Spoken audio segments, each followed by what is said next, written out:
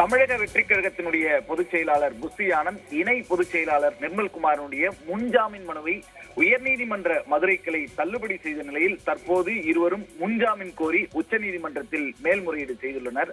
கரூரில் தமிழக வெற்றி கழக தலைவர் விஜயனுடைய பிரச்சார கூட்டத்தில் 41 பேர் பலியான விவகாரத்தில் மாவட்ட செயலாளர் மதியழகன் மற்றும் மற்றொரு நிர்வாகி பவுன்ராஜ் ஆகியோர் கைது செய்யப்பட்டனர்.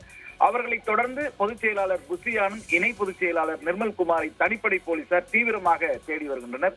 இந்த நிலையில் காவல்துறை நடவடிக்கையில் இருந்து தப்பக்கூடிய வகையில் இருவரும் முன்ஜாமீன் கோரி உயர்நீதிமன்ற மதுரை கிளையில் நேற்று முன்தினம் மனு தாக்கல் செய்தனர். இந்த மனு நேற்று முன்தினமே ஏற்றுக்கொள்ளப்பட்டு நீதிபதி முன்னிலையில் விசாரணைக்கு வந்தது. தமிழக வெற்றி கழகத்தினுடைய சார்பில் காவல்துறையை குற்றம் சாட்டும் விதமாக பல்வேறு வாதங்கள் முன்வைக்கப்பட்டன.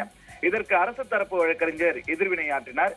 எந்தவித அடிப்படை ஆதாரமும் இல்லாமல் காவல்துறை மீதும் அரசின் மீதும் குற்றம் சாட்டக்கூடாது என உயர்நீதிமன்ற மதுரை கிளை நீதிபதி மனுவை தள்ளுபடி செய்து உத்தரவிட்டார். இந்த விவகாரத்தில் விசாரணை தற்போதுதான் தொடக்க நிலையில் இருக்கிறது என்றும் இதனால் இருவருக்கும் முன்ஜாமீன் வழங்கக்கூடாது என்றும் அரசு தரப்பு வழக்கறிஞர் உறுதியாக தெரிவித்திருந்தார். அதன்படி வழக்கின் விசாரணை ஆரம்ப கட்டத்தில் இருக்கும் போது இது போன்ற மனுக்களால் விசாரணை பாதிக்கப்படும் என அவரது கோரிக்கையை நீதிபதி நிராகரித்தார். இருவரது முன்ஜாமீன் மனுவையும் தள்ளுபடி செய்து நீதிபதி உத்தரவு பிறப்பித்தார்.